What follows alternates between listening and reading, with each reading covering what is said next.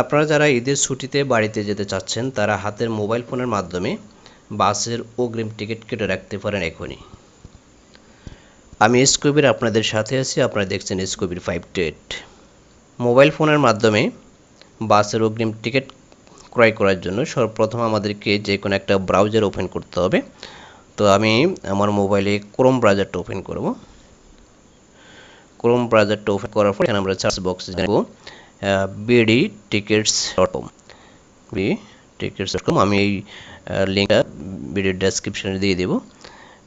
এটা লিখে আমরা এখানে সার্চ করব। সার্চ করার পর আমাদেরকে তাদের এরকম একটা ইন্টারফেস নিয়ে আসবে। ওকে, তো এখানে বলা আছে যে buy early Eid bus and launch tickets 20 থেকে 26 তারিখ এপ্রিল, অর্থাৎ 20 থেকে 26 তারিখের মধ্যে যে এই টিকিটগুলো আপনারা ক্রয় করতে পারবেন এখন। সেটা 64 জেলায়, সেটা হচ্ছে বাস এবং লঞ্চ দুইটার, এবং এখানে প্রায় 80+ অপারেটর রয়েছে এখানে, এবং রুট রয়েছে প্রায় 1000-এর উপরে। ওকে, তো এখানে টিকিট ক্রয় করার জন্য সর্বপ্রথম এখানে প্রমে সাধারণত আমরা এখন ঈদের সময় প্রায় অধিকাংশ লোকের ঢাকা ছাড়ে, অর্থাৎ ঢাকা থেকে দেশের অন্যান্য জেলায় যেয়ে থাকে। তো এক্ষেত্রে আমরা ঢাকায় সিলেক্ট করব প্রম। তো ঢাকা এখান থেকে আমরা লিখে দিতে পারি, ঢাকা লিখে দিলাম।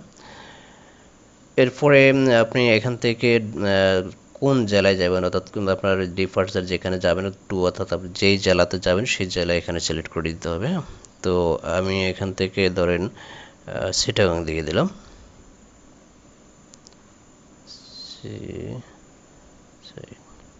চিটাগাং দিয়ে দিলাম। ওকে, এবার আমাকে যেটা করতে হবে সেটা হচ্ছে যে আমাকে কোন তারিখের টিকিট আমি ক্রয় করব সেটা সিলেক্ট করব। তো আমি যদি ধরেন 21 তারিখে সিলেক্ট করলাম, 21 তারিখে দিয়ে দিলাম। এখন এখানে আমরা সার্চ বাসেস এখানে যদি ক্লিক করি তাহলে 21 তারিখে অ্যাভেলেবল যে বাসগুলো ঢাকা থেকে চট্টগ্রাম যাবে সেই বাসগুলো এখানে দেখাবে।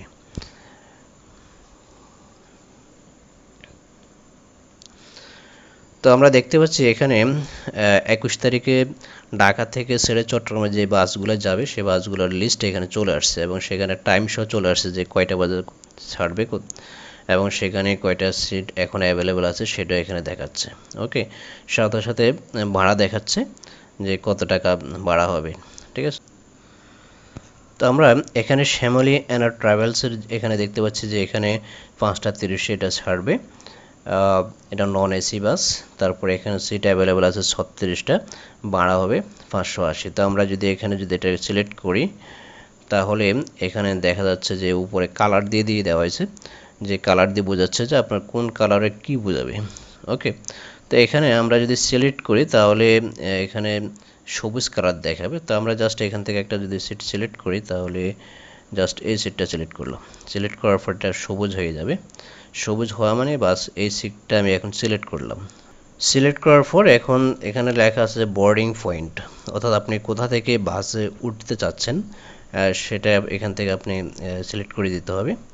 তো এখানে আছে কদমতলী, তারপরে 6 নম্বর কাউন্টার আছে, তারপর কদমতলী 5 নম্বর কাউন্টার আছে। তো আমি এখান থেকে 6 নম্বর কাউন্টারটা দিয়ে দিলাম কদমতলী। এরপরে ডিপার্টিং ড্রপিং পয়েন্ট, অর্থাৎ আপনি কোথায় নামবেন সেটা কিন্তু সিলেক্ট করে দিতে হবে। তো আমি এখানে সিটিজি বিটিআরসি 2 নম্বর কাউন্টারে দিয়ে দিলাম।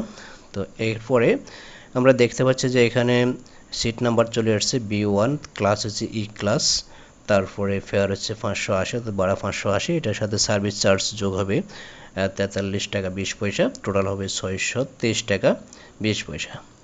এরপরে same booking for self, booking for others, অর্থাৎ যদি আমি নিজের জন্য কাটি, অর্থাৎ আপনি যদি নিজের জন্য কাটেন তাহলে সেখানে বুকিং ফর সেলফ দেবেন, আর যদি অন্য কারোর জন্য কাটেন তাহলে সেখানে বুকিং ফর আদার্স দিয়ে দেবেন। ওকে, তো এখানে আমি বুকিং ফর সেলফ নিজের জন্য দিয়ে দিলাম। এরপরে মোবাইল নাম্বার এখানে চাইবে, এখানে মোবাইল নাম্বার দিয়ে দেবেন। তারপরে ইমেল আইডি যদি থাকে ইমেল আইডি দিয়ে দেবেন। তারপরে এখান থেকে দিতে হবে আপনার নাম, তো আমি আমার নাম দিয়ে দিচ্ছি। তারপরে এখান থেকে জেন্ডার সিলেক্ট করতে হবে, আমি দিয়ে দিলাম। এরপরে তাদের যে অ্যাকসেপ্ট ইন্স্যুরেন্স পলিসি যেটা আছে সেটাকে আমি অ্যাকসেপ্ট করার জন্য এখানে টিক দিয়ে দিলাম। দিয়ে দেওয়ার পর এখানে আমি কন্টিনিউতে ক্লিক করব। কন্টিনিউতে ক্লিক করার পর এখানে বলা হয়েছে যে you are about to book this tickets. This ticket will be temporarily booked for 20 minutes. You needed to complete the payment before the booking expire. অর্থাৎ 20 মিনিটে এটা থাকবে বুক। 20 মিনিট মধ্যে যদি আপনি পেমেন্ট করেন তাহলে সেটা পেমেন্ট অর্থাৎ আপনি টিকিটটা কাটতে পারবেন। আর যদি 20 মিনিটের মধ্যে আপনি পেমেন্ট কমপ্লিট না করেন তাহলে এটা অটোমেটিক্যালি বুকটা কেটে যাবে।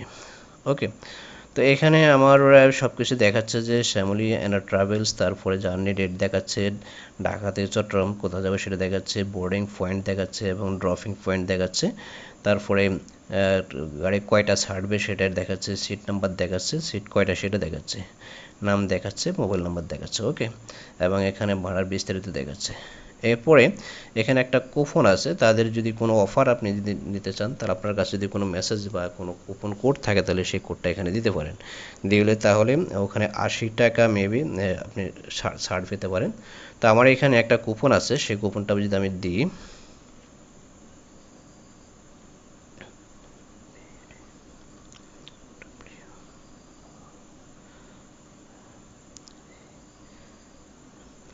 আমার কাছে এই কুপনটা আছে, এই কুপনটাকে আমি এখন অ্যাপ্লাই করব। ইনভ্যালিড কুপন দেখাচ্ছে এখানে BDWO। যাই হোক, এটা যে কোনো কারণে এটা হয়তো হয়ে গেছে, কুপনটা নিচ্ছে না। তো এরপরে আমরা পেমেন্ট মেথড এখান থেকে সিলেক্ট করব। আমি কোন মেথডে কোন মাধ্যমে পেমেন্ট করব তো সেটা সিলেক্ট করে দেখুন এখানে ভিসা কার্ড আছে, মাস্টার কার্ড আছে, এমএক্স আছে, বিকাশ আছে, উপায় আছে, নগদ, রকেট, ঠিক আছে, প্রিভিয়াস ব্যালেন্স। যদি আপনার এখানে অ্যাকাউন্ট থাকে সেখানে যদি আপনার প্রিভিয়াস কোনো ব্যালেন্স থাকে সেখান থেকে আপনি এখানে করতে পারেন। ঠিক আছে, তো বিকাশ যদি পেমেন্ট করেন তাহলে 10% আপনি ব্যাক পাবেন, অর্থাৎ বিকাশ 10% ডিসকাউন্ট এখানে দেবে।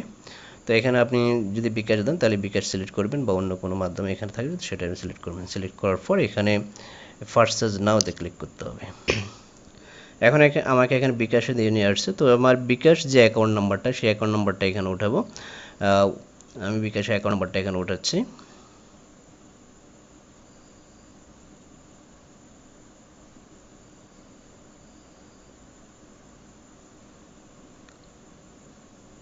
উঠানোর পর কনফার্ম করার পর বিকাশ অ্যাকাউন্টের এখানে একটা কোড যাবে। আমার এখানে কোডটা চলে আসছে 3757।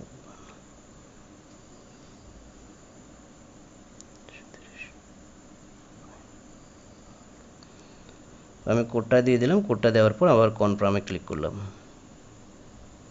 কনফার্মে ক্লিক করার পর এখানে বিকাশের যে আমার পিন নাম্বারটা সেই পিন নাম্বারটা এখানে দিয়ে যখন আমি কনফার্ম করব তখন সঙ্গে সঙ্গে আমার বিকাশ থেকে টাকা কেটে নেবে, নিয়ে সঙ্গে আমাকে যে টিকিট সেই টিকিটটা ডাউনলোড করার একটা লিঙ্ক দিয়ে দেবে। ওকে, তো ওই টিকিটটা আমি ডাউনলোড করেই মূলত আমার বাস যে কাউন্টার আছে সেই কাউন্টার বা যেখান থেকে আমি উঠবো সেখান থেকে আমি ওই প্রিন্ট কপিটা নিয়ে আমি চলে আসতে পারবো। অথবা আপনার কাছে যদি শুধু মেসেজ থাকে মোবাইলের, অর্থাৎ আপনি টিকিটটা কেটেছেন সেটা যদি পিডিএফ করা থাকে এখানে ডাউনলোড করা, সেটা দেখায় আপনি বাসে ভ্রমণ করতে পারবেন। তো আশা করি আপনারা প্রসেসটা বুঝতে পেরেছেন। তো আপনারা টিকিটের জন্য বাসের কাউন্টারে গিয়ে লাইনে না দাঁড়িয়ে থেকে আপনারা ঘরে বসে বা আপনার হাতের যে মোবাইল ফোন আছে সেই মোবাইলের মাধ্যমে এখনই খুব সহজেই অগ্রিম টিকিট কেটে রাখতে পারেন। তো আশা করি ভিডিওটা আপনাদের উপকার আসবে। যদি সামান্যতম উপকার আসে তাহলে একটা লাইক দেবেন। ফেসবুক টাইমলাইনে ভিডিওটা শেয়ার করে দিতে পারেন যাতে আপনার ফ্রেন্ড লিস্টে যারা আছে তাদের যে কোনো উপকৃত হতে পারে ভিডিওটা দেখে। তো আজ এ পর্যন্ত, ভালো থাকবেন, সুস্থ থাকবেন, আল্লাহ হাফেজ।